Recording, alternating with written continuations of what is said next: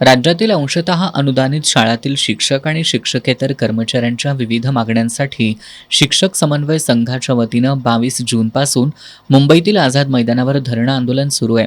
प्रशासकीय अधिकारी आणि मंत्र्यांनी आंदोलनस्थळी भेटी दिल्यात, मात्र त्यांच्याकडून अद्याप ठोस आश्वासन मिळालेलं नाही. 3 जुलैला या आंदोलनस्थळी आमदार रोहित पवार यांनी भेट देऊन शिक्षकांचं मनोधैर्य वाढवलं होतं. तसंच या प्रश्नी लवकर निर्णय घ्या, अन्यथा आपण स्वतः या आंदोलनात सहभागी होऊ, असा इशारा दिला होता. यानुसार आमदार रोहित पवार हे बुधवारी आंदोलनस्थळी आल्यानं शिक्षण मंत्र्यांनी शिष्टमंडळाला भेटीसाठी बोलावलं. बुधवारी रात्री उशिरापर्यंत ही बैठक सुरू होती. मात्र चर्चा फिसकटल्यानं हजारो शिक्षकांनी आझाद मैदानावर रात्र काढण्याचा निर्णय घेतला.